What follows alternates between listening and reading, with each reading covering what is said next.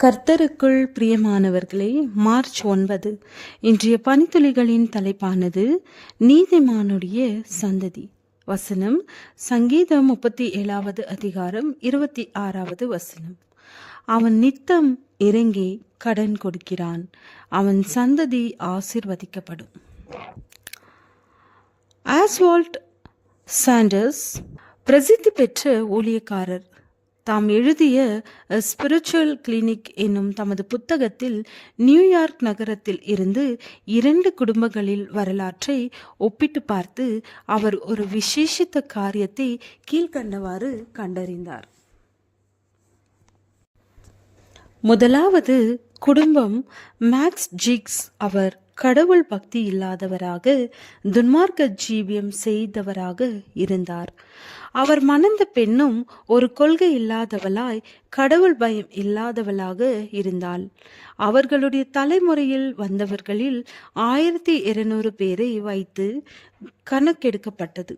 அதில் 310 பேர் மிகவும் ஏழ்மையான நிலையிலும் 440 பேர் தங்களது ஒழுக்கமில்லாத வாழ்க்கையினால் தங்கள் சரீரத்தில் வியாதி உடையவர்களாகவும் 130 பேர் தங்களது துஷ்ட நடக்கையினால் சிறை சென்றவர்களாகவும் 100 பேர் குடிகாரர்களாகவும் 60 பேர் திருடர்களாகவும் 190 பேர் விபச்சாரிகளாகவும் இருந்தனர்.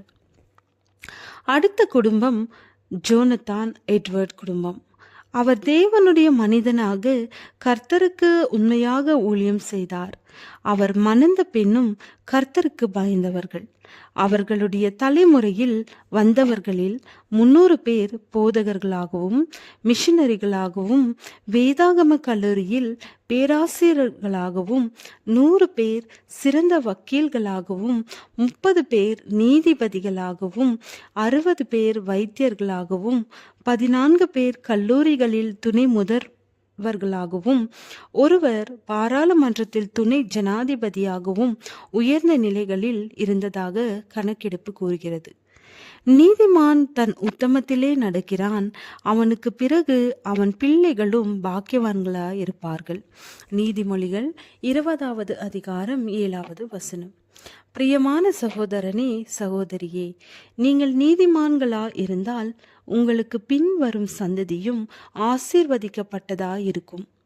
நீங்கள் கர்த்தருக்கு பயந்து அவர் வழிகளில் நடந்தால் சங்கீதம் 128 சொல்லப்பட்ட அத்தனை ஆசீர்வாதங்களும் உங்களையும் உங்கள் சந்ததியையும் வந்து சேரும். நீதிமானுடைய சந்ததி அப்பத்துக்காக இறந்து திரியாது. சங்கீதம் 37வது அதிகாரம் 25வது வசனம். நீதிமானுடைய சந்ததி விடுவிக்கப்படும். நீதிமானுடைய தகப்பன் மிகவும் களி கூறுவான். நீதிமான்களுடைய கூடாரங்களில் இரட்சிப்பின் கம்பீர சத்தம் உண்டு. நீதிமான்களுடைய வீடோ நிலை நிற்கும். நம்முடைய வாழ்வு நம் சந்ததிக்கு ஆசீர்வாதமா சாபமா என்பது நாம் வாழும் இன்றைய வாழ்க்கை உறுதிப்படுத்தும். ஜெபம். உமக்கு பிரியமான நீதியுள்ள வாழ்க்கை வாழ்ந்து எங்கள் சந்ததிக்கும் உலகத்திற்கும் ஆசீர்வாதமா இருக்க உதவும். ஆமென்.